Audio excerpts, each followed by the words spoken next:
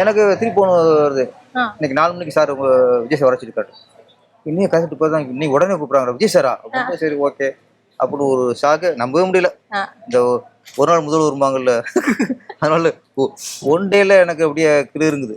சரி ஓகே ஆனால் என்னன்னா விஜய்க்கு கதை பெரிய ஹீரோ அன்னைக்கு மாஸ் ஹீரோ. ரஜினிக்கு அடுத்து ரஞ்சித் அன்னைக்கு இருக்காரு. நமக்கு அதை பிடிக்குமா பிடிக்காதா? ஏன்னா புடிஷன் பிடிச்சிருச்சு, ஓகே புடிஷன் பிடிச்சிருச்சு. இவருக்கு பிடிக்குமா பிடிக்காதுன்னு டவுட் இருந்தாலும் அப்போ கிடைச்சிருச்சு. மிஸ் பண்ணக்கூடாது. போயிட்டு கரெக்டாக நம்ம 4 மணிக்கு முன்னே அவர் 3:00க்கே இங்கே இருக்காரு. இப்போ டைமிங் இப்போ பண்ணுறதுல அவரை அடிச்சுக்க ஆளே இல்லை. கண்டிப்பா கதை சொல்கிறோம். கதை சொல்லிட்டு இருக்கும்போது விஜய் சார் இந்த ரியாக்ஷன் இருக்காது. அவர் அப்படியே பாட்டே இருப்பார். அப்படியே கதை சொல்லி முடிச்சாச்சு. ஃபுல்லாக கேட்டு சரி 5 நிமிஷம் ஹாலில் இருக்கு அப்படின்னா அது வரைக்கும் எனக்கு எந்த இதெல்லாம் 5 நிமிஷம் எப்படி அந்த தான் கதை சொல்லும்போது அப்பாயின்மெண்ட் கிடைச்சுன்னு சொல்லும்போது கூட எனக்கு அது இது இல்லை. அந்த 5 நிமிஷம் தான் எனக்கு என்னடா. ஏன்னா என் வாழ்க்கை மாறப்போகிற டைம் அது. ஓகேன்ட்டா நம்ம வாழ்க்கை மாறப்போகுது.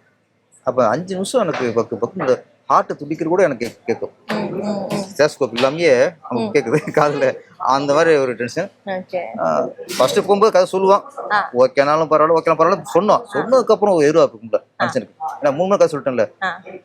அப்படியே கரெக்டாக 5 நிமிஷம் வெளியே வந்தார், கை கொடுத்தாரு. அது நல்லா இருக்கு. நாம பண்ணுறோம். திருக்குறள் மாதிரி சொன்னார். அவ்வளோ வேற எதுவுமே இல்லை.